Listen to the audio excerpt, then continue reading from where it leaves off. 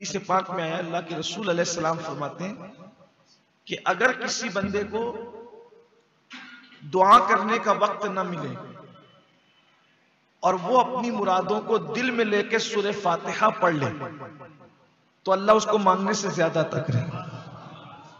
इसीलिए हमारे यहाँ अहले सुन्नत में ये दस्तूर है कि जब इमाम साहब दुआ कर लेते हैं तो वो आखिरी में कहते हैं अल फातिहा।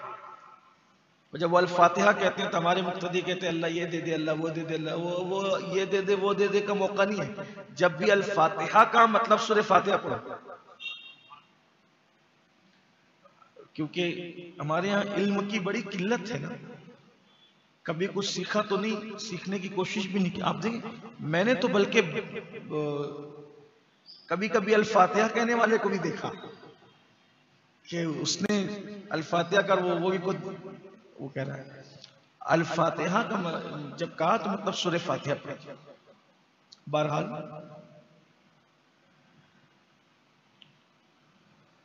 ये ऐसी सूरह मुबारक है जैसे कोई किताब लिखता है तो वो पूरी किताब का मजमून दिबाचा में जमा कर देता है, जिसको आप सरे वरक कह लें या तमहीद कह लें या दिबाचा कह लें। तो नहीं, जब मुसन्निफ किताब लिखता है तो पूरी किताब के अंदर क्या है तो वो शुरू में उसको इजमाल के तौर पे समेट देता है बिला तमसील। मेरे अल्लाह ने पूरे कुरान के मजामीन को सूरह फातिहा में समेट दिया।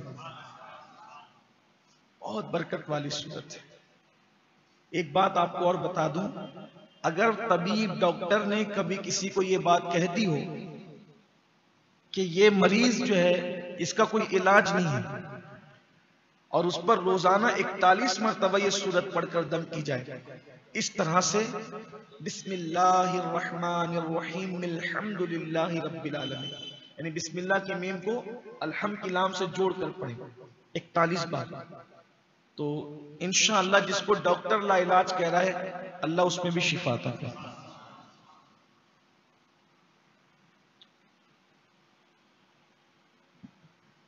आगाज होता है अल्हम्दुलिल्लाहि रब्बिल आलमीन। सब खूबियां अल्लाह को है जो मालिक के सारे जहां है। इससे हमें दर्स मिल रहा है कि जब कोई काम करो तो बिस्मिल्लाह से करो, लेकिन साथ में अल्हम्दुलिल्लाह भी, बिस्मिल्लाह वल्हम्दुलिल्लाह, ये भी सुन्नत है। किसी भी काम का आगाज बिस्मिल्लाह के साथ अल्लाह की हम्द से, इसलिए कि इंसान की जबान से जो पहला कलेमा निकला वो भी अल्हम्दुलिल्लाह रब्बिल आलमीन। हजरत आदम अलैहिस्सलाम का जब मुजस्समा बनाया अल्लाह ने, आपने सुना उसको, अभी पहले पारे में पूरी दास्तान है, उसकी तरफ में नहीं जाऊंगा।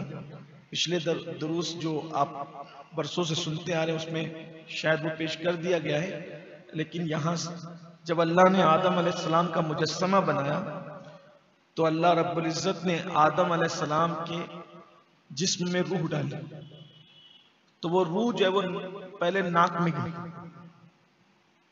रूह नाक में गई तो हजरत आदम अलैहिस्सलाम को छींक आई। कभी आप गौर करना, नाक में कोई चीज जाती है तो छींक आती है। कोई आमतौर पे कोई बच्चों के साथ मस्ती करता है तो कोई हल्की सी लकड़ी वगैरह नरम सी अगर नाक में डालेगा तो छींक आएगी, हल्की सी मिर्च की बू वगैरह भी जाए तो छींक आती है, धूल भी जाए तो छींक आती है। तो रूह गई आदम अलैहिस्सलाम की नाक के जरिए से, रूह नाक के जरिए से गई तो आपको छींक आई। तो छींक आई तो आपने पहला कलेमा जो अपनी जबान से अदा किया होगा अल्हम्दुलिल्लाह रब्बिल आलमीन। और जो बंदा अल्हम्दुलिल्लाह रब्बिल आलमीन कहता है गोया उसने अल्लाह रब्बुल इज्जत की तारीफ कर दी। हर एतबार से हम अल्लाह की तारीफ का हक अदा नहीं कर सकते, लेकिन अल्हम्दुलिल्लाह रब्बिल आलमीन कह दिया मतलब अल्लाह की तारीफ आपने कर दी। तो सारी खूबियां अल्लाह की। इससे यह भी आपको पता चलना चाहिए, कायनात में किसी की भी आप तारीफ करें वो दरअसल तारीफ अल्लाह ही की है। हाँ, ये बात याद रखें, किसी की भी आप तारीफ, ये तो बहुत खूबसूरत है, इसकी नाक बहुत अच्छी है, इसकी आंख बहुत अच्छी है, इसका चलने का स्टाइल बहुत अच्छा है, इसका लाइफ स्टाइल बहुत अच्छा है। ये सब खूबियां, तारीफ किसकी हो रही है?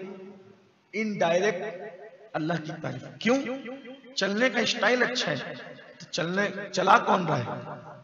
बोलने का अंदाज बहुत अच्छा है तो बुलवा कौन रहा है? नाक बड़ी खूबसूरत है, बनाई किसने? आंख बड़ी हसीन है, बनाई किसने? लब इसके बड़े सुर्ख है, बनाया किसने? उसे बाल बड़े नरम है, बनाया किसने? सारी खूबियां उसी की।